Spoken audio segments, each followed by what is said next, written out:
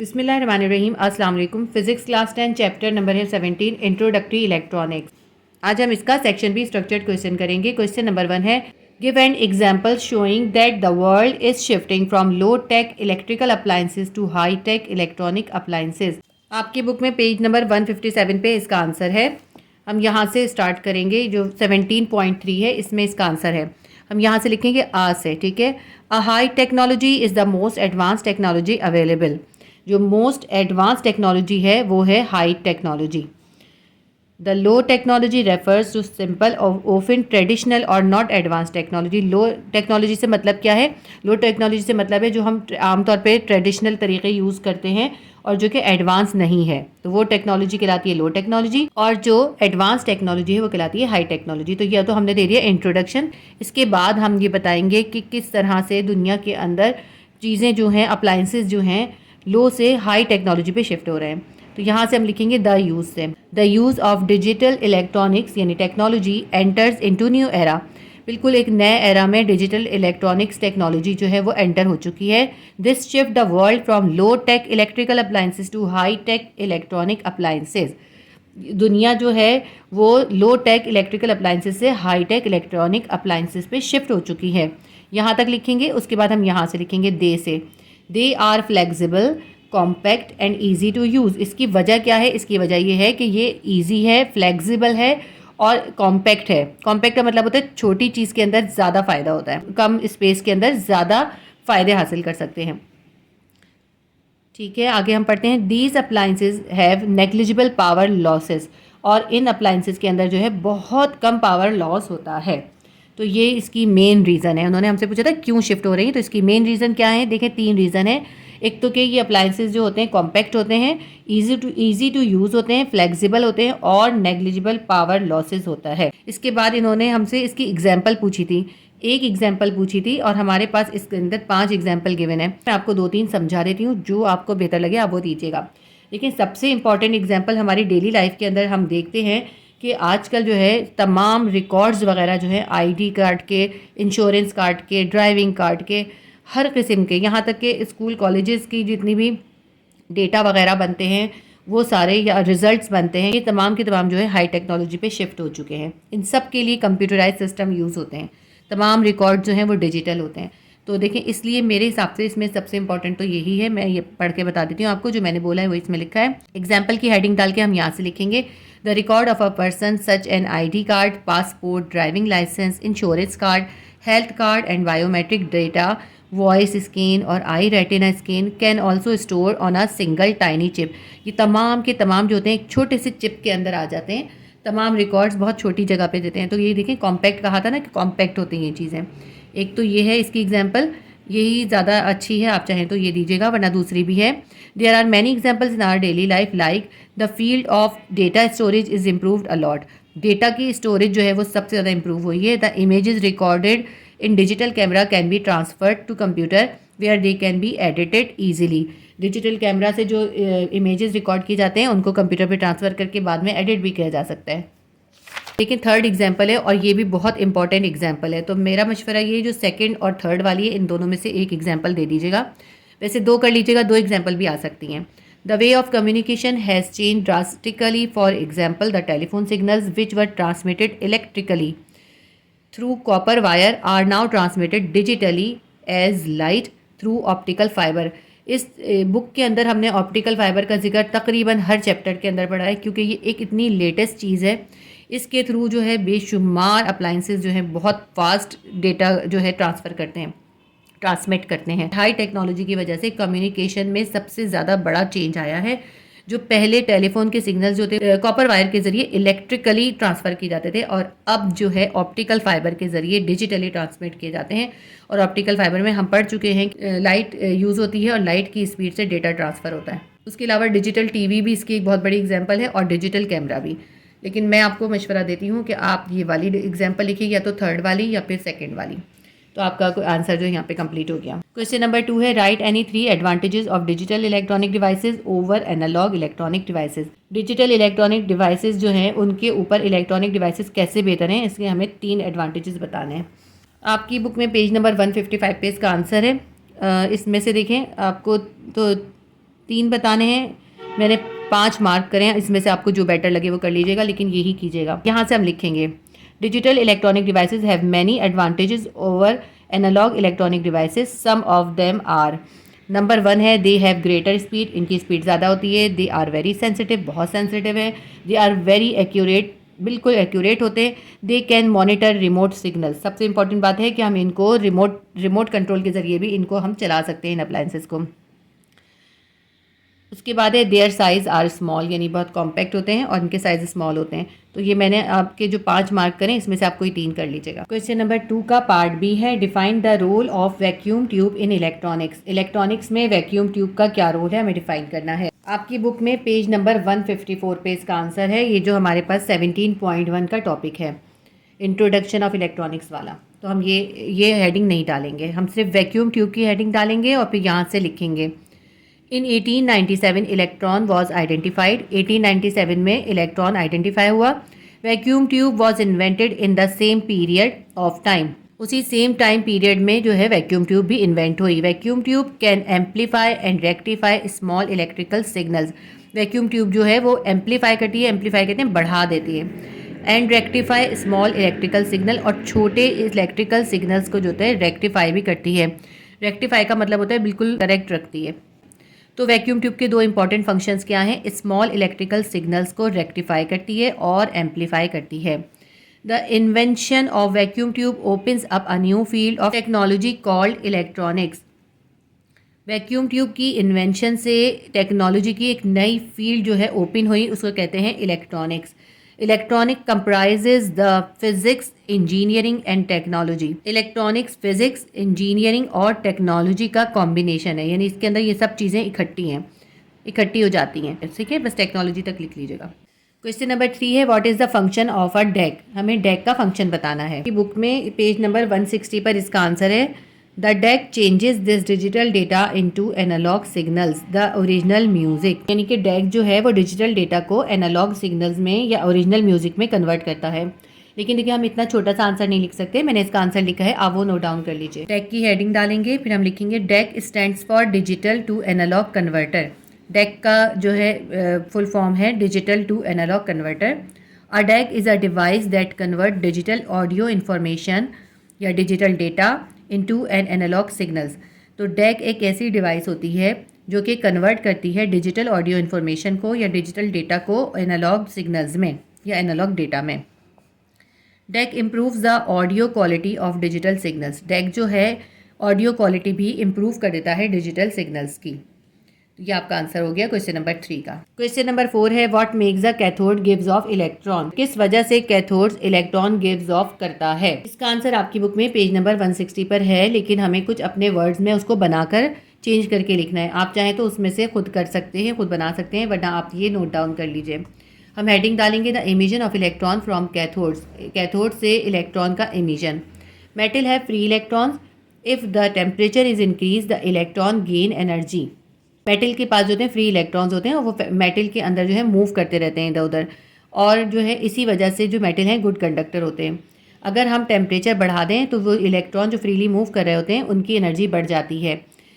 तो electrons gain energy and escape from its surface. तो electron क्या करते हैं, उनकी एनर्जी बढ़ जाती है और वो मेटल की सरफेस से एस्केप कर जाते हैं।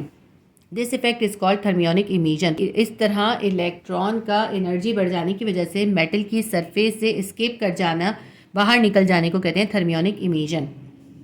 Thus we can say due to the thermionic emission cathode gives off electron। तो हम ये कह सकते हैं कि थर्मियोनिक इमिशन की वजह से कैथोड जो है वो इलेक्ट्रॉन गिव्स ऑफ करता है। ये हमारा क्वेश्चन नंबर 4 का आंसर कंप्लीट हो गया। क्वेश्चन नंबर 5 है demonstrate the process of thermionic emission by diagram. Thermionic emission की आपको डायग्राम के जरिए उसका प्रोसेस डेमोन्स्ट्रेट करना है, और इसका पार्ट भी इन्होंने पूछा है। Will the process of thermionic emission still occurs if air is in the tube instead of having vacuum in it।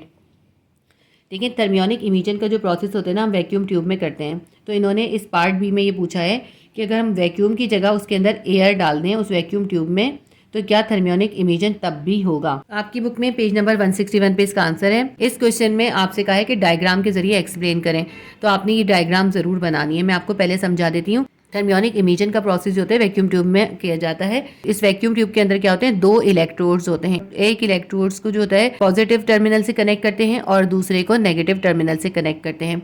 तो जिसको नेगेटिव से करते हैं वो कैथोड हो जाता है और जिसको पॉजिटिव से करते हैं वो एनोड हो जाता है।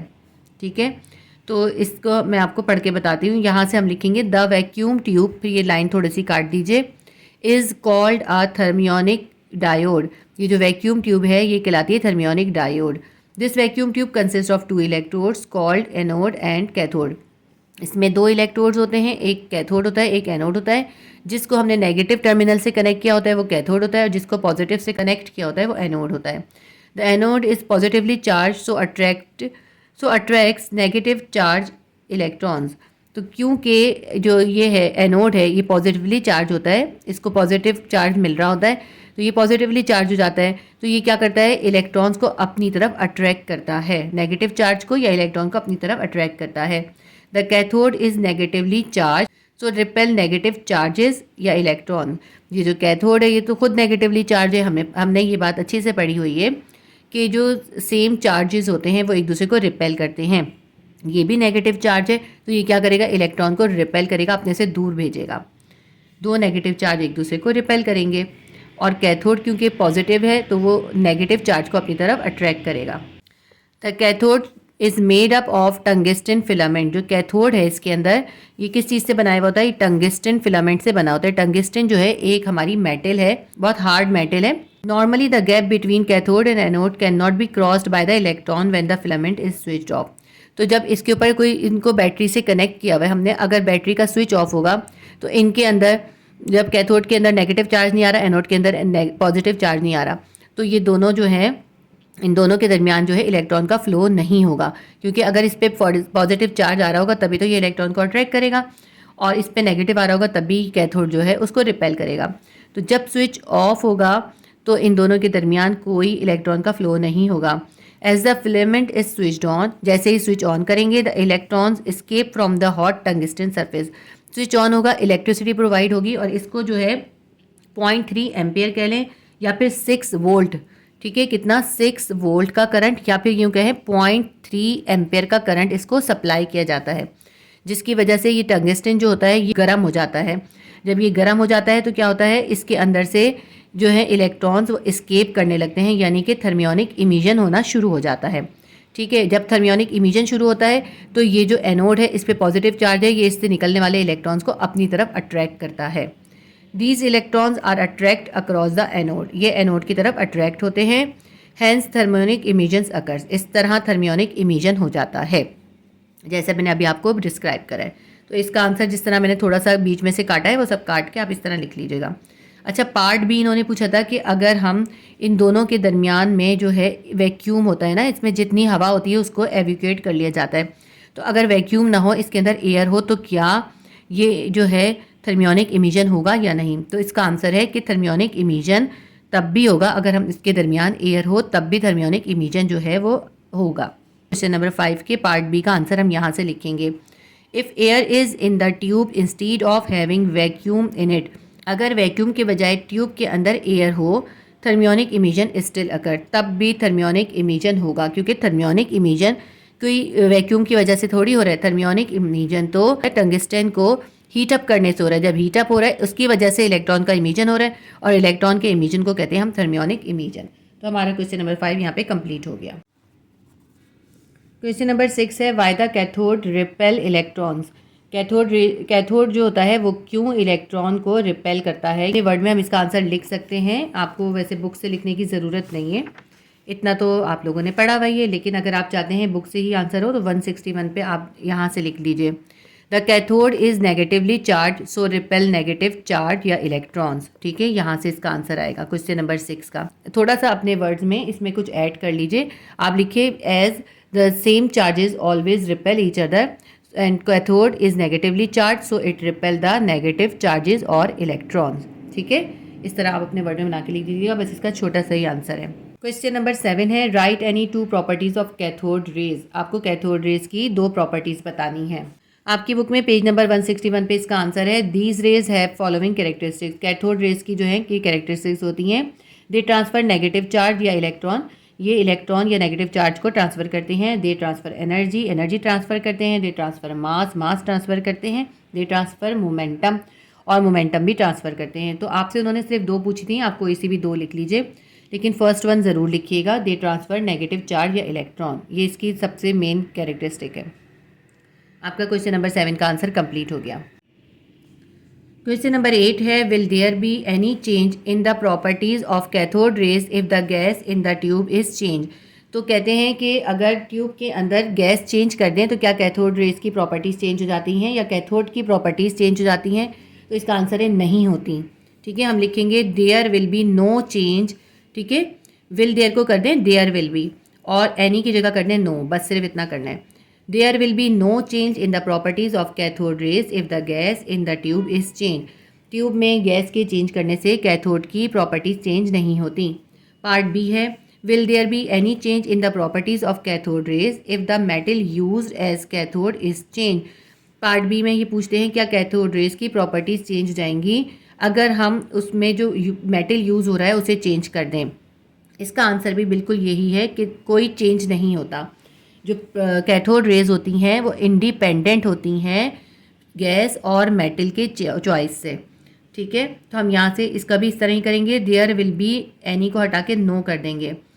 ठीक है, विल को बाद में लिखेंगे, देयर पहले लिखेंगे। There will be no change in the properties of cathode rays if the metal used as cathode is change. जो भी कैथोड के तौर पे मेटल यूज़ हो रही है उसे चेंज करने से कैथोड की प्रॉपर्टीज़ पे कोई असर नहीं पड़ता। इसका पार्ट सी है, name any 2 devices that uses N electron beam. Electron beam कौन से डिवाइसेस में यूज़ होता है, हमें कोई ऐसी 2 डिवाइसेस बतानी है। और पार्ट डी है, cathode raise lead the discovery of which particle. Cathode rays की वजह से कौन सा पार्टिकल डिस्कवर हुआ। तो हम लिखेंगे, इसका आंसर मैं आपको पहले बता देती हूँ, फिर मैं सी का आपको बुक में मार्क कराऊंगी। तो आप पार्ट डी का आंसर लिखेंगे, cathode rays lead the discovery of electron. ठीक है, बस यहाँ से हटा के इलेक्ट्रॉन लिख दें। Cathode rays lead the discovery of electron, बस इतना सा लिखना है।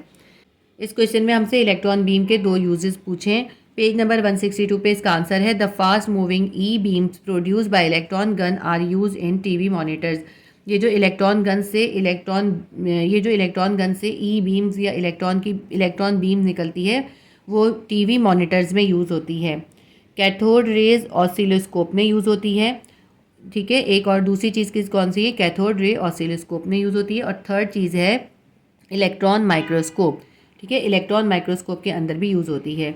तो हमें तो 2 लिखनी है, तो हम लिखेंगे टीवी मॉनिटर और इलेक्ट्रॉन माइक्रोस्कोप लिख लेते हैं। ठीक है, क्वेश्चन नंबर 8 हमारा कंप्लीट हो गया। क्वेश्चन नंबर 9 है, state and explain the phenomena of the production of an electron beam by an electron gun. किसी इलेक्ट्रॉन गन से इलेक्ट्रॉन बीम की प्रोडक्शन का फिनोमिना हमें एक्सप्लेन करना है और उसे डिफ़ाइन करना है। आपकी बुक में पेज नंबर 162 पे इसका आंसर है। ये यहाँ से एन से हम स्टार्ट करेंगे। देखिए, ये इसकी डायग्राम है। इस डायग्राम के अंदर पूरी इन्होंने एक इलेक्ट्रॉन गन की जो हमें अंदर से इस कंस्ट्रक्शन बताई है। इस डायग्राम में ज़्यादा क्लियर नज़र नहीं आ रहा, इसलिए मैंने इसको अलग से ड्रॉ किया है। मैं उसमें आपको डिस्क्राइब कर देती हूँ, फिर मैं इसमें मार्क करवा दूँगी आपको। ये है हमारी इलेक्ट्रॉन गन और ये एक वैक्यूम ट्यूब के अंदर प्लेस होती है। वैक्यूम ट्यूब के अंदर जो है 2 इलेक्ट्रोड्स होते हैं। एक ये इलेक्ट्रोड है और एक ये है। एक इलेक्ट्रोड को जो होता है नेगेटिव टर्मिनल से कनेक्ट करते हैं, उसे कैथोड कहते हैं, और दूसरे इलेक्ट्रोड को पॉजिटिव टर्मिनल से कनेक्ट करते हैं, उसे एनोड कहते हैं।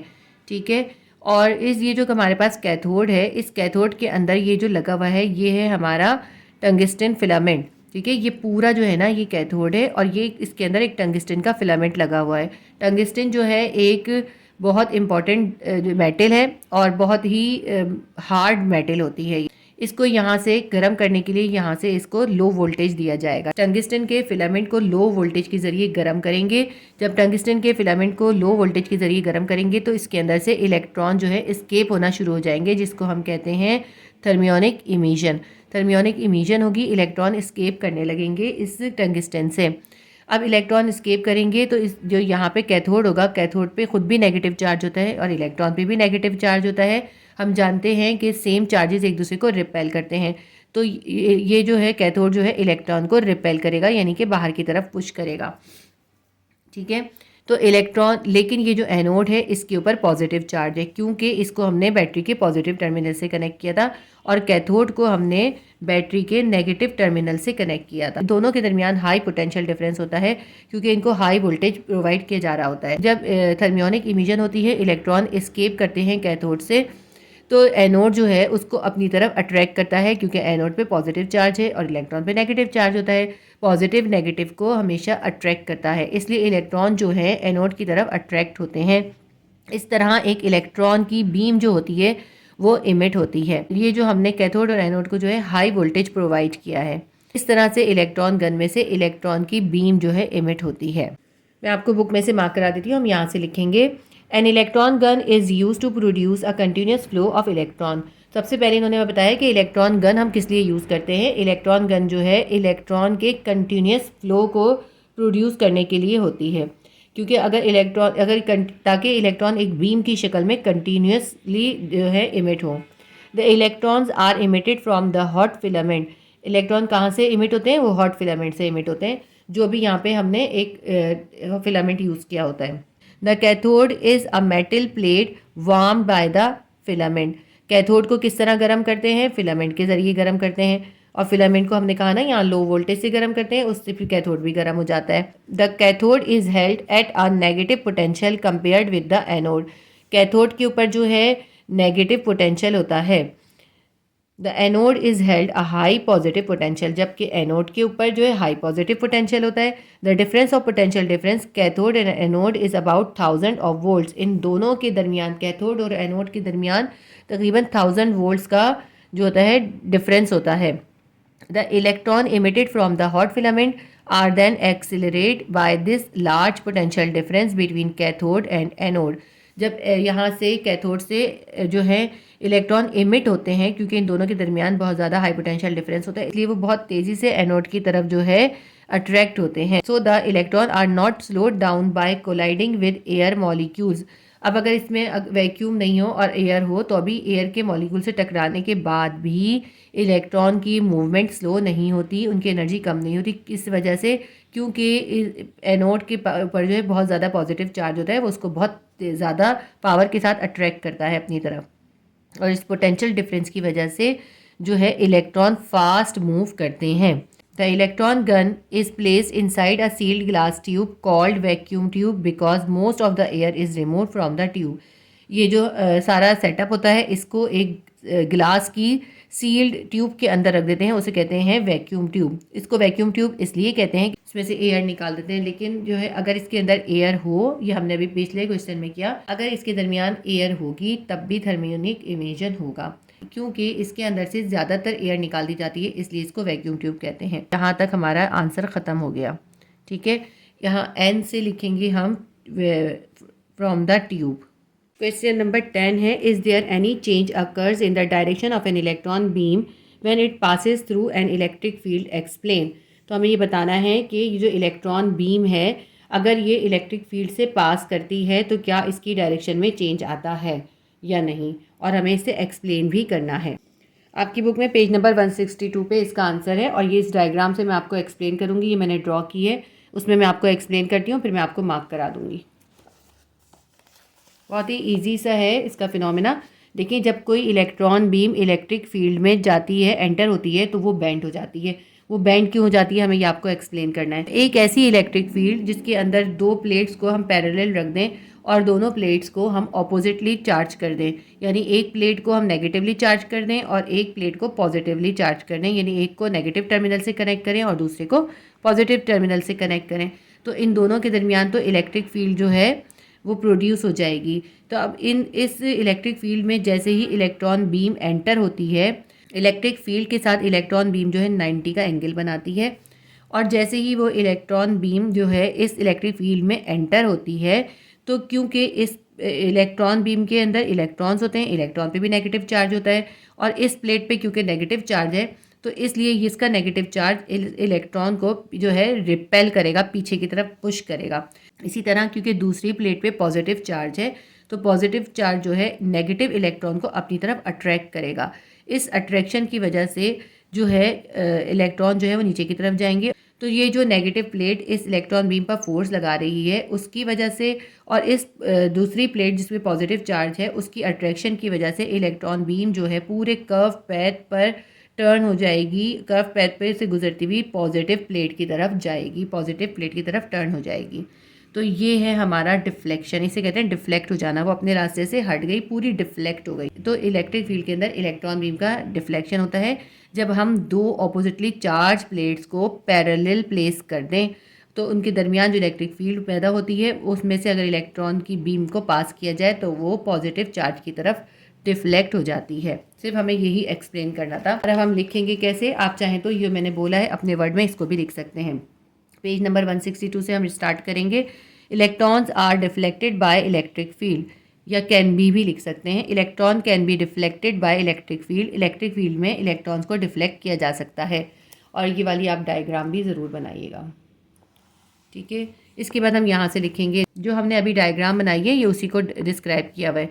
This field is generated by parallel charge plates, इस फील्ड के अंदर दो पैरेलल चार्ज प्लेट होती हैं, ठीक है। दो पैरेलल चार्ज प्लेट के जरिए ये फील्ड जो है प्रोड्यूस की जाती है। कौन सी फील्ड है ये? इलेक्ट्रिक फील्ड है। The two plates are oppositely charge, दोनों प्लेट्स को ऑपोजिटली चार्ज करते हैं। Force acting on electron is constant, तो इलेक्ट्रॉन के ऊपर एक कांस्टेंट फोर्स जो है एक्ट करती है। वो फोर्स, कांस्टेंट फोर्स कौन सी होती है? वो नेगेटिव प्लेट उसके ऊपर लगा रही होती है, उसको नीचे की तरफ पुश करती है, and towards the positive plate as a result. और किस तरफ उसको पुश करती है? वो पॉजिटिव प्लेट की तरफ। As a result electron follows a curved path towards the positive plate, इसकी वजह से इलेक्ट्रॉन जो है एक कर्व पैथ को फॉलो करते हुए पॉजिटिव प्लेट की तरफ डिफ्लेक्ट हो जाते हैं। बस आपने यहाँ तक ही इसको डिस्क्राइब करना है, ठीक है। और वो डायग्राम आपने बनानी है, अगर आप चाहें अपने वर्ड में भी इसको लिख सकते हैं। क्वेश्चन नंबर 11 है, how the beam of electron produced by the electron gun can be directed to a specific target. Electron gun से प्रोड्यूस होने वाली इलेक्ट्रॉन बीम को किस तरह उसके स्पेसिफिक टारगेट की तरफ डायरेक्ट किया जा सकता है। आपकी बुक में पेज नंबर 163 पे इसका आंसर है, the beam of electron produced by the electron gun can be directed to a specific target. किसी इलेक्ट्रॉन गन से प्रोड्यूस होने वाली इलेक्ट्रॉन बीम को हम स्पेसिफिक टारगेट तक पहुंचा सकते हैं, डायरेक्ट कर सकते हैं। This could be done efficiently by, इसको हम किस तरह कर सकते हैं, इसके लिए इन्होंने दो चीज़ें हमें बताई हैं। नंबर 1 क्या है? Keeping the gun itself remain fixed, gun को जो है फिक्स कर दें एक जगह पे। सेकेंड पॉइंट है, the beam of electron to be deflected after it has been produce, तो पहले जो है इलेक्ट्रॉन की बीम को प्रोड्यूस कर लें और जब वो प्रोड्यूस हो जाए उसके बाद जो है उसको डिफ्लेक्ट करें। This could be done by deflecting the beam of electrons bye an electric field, electron को इलेक्ट्रिक फील्ड के जरिए डिफ्लेक्ट करेंगे। This field is provided by two oppositely charge metal plate, जैसा कि मैंने आपको अभी इसके पिछले क्वेश्चन में डिस्क्राइब किया था ना कि दो मेटल प्लेट ली जाएंगी और उन मेटल प्लेट्स के जो है उनको अपोजिटली चार्ज कर लिया जाएगा। The deflection pattern of an electron beam is same so that of a single electron, जिस तरह एक सिंगल इलेक्ट्रॉन डिफ्लेक्ट होता है बिल्कुल सेम उसी तरह इलेक्ट्रॉन की पूरी बीम डिफ्लेक्ट हो जाएगी एक ही पैटर्न से। द से लेके सिंगल इलेक्ट्रॉन तक लिखेंगे, ठीक है। ये हमारा यहाँ पे क्वेश्चन कंप्लीट हो गया। क्वेश्चन नंबर 12 है, demonstrate by a diagram the deflection of electron beam by an electric field. Diagram के जरिए हमें किसी इलेक्ट्रिक फील्ड के अंदर इलेक्ट्रॉन का डिफ्लेक्शन शो करना है। जो हमने क्वेश्चन नंबर 10 में डायग्राम बनाई थी वही डायग्राम इसके अंदर हमें बनानी है। ये डायग्राम हमने बनानी है, ये नेगेटिव प्लेट बनानी है और ये पॉजिटिव प्लेट बनानी है और इन दोनों के दरमियान इलेक्ट्रिक फील्ड शो करेंगे और यहाँ से हम इलेक्ट्रॉन बीम का डिफ्लेक्शन शो करेंगे। ये वाली डायग्राम आप बना लीजिएगा, क्वेश्चन नंबर 12 आपका हो जाएगा। इस चीज़ के साथ हमारे 12 क्वेश्चन कंप्लीट हो गए। वीडियो काफ़ी लंबी हो गई है इसलिए बाकी 11 क्वेश्चन मैं नेक्स्ट वीडियो में आपको करवा दूँगी। Please do like, share and subscribe my channel. Allah Hafiz.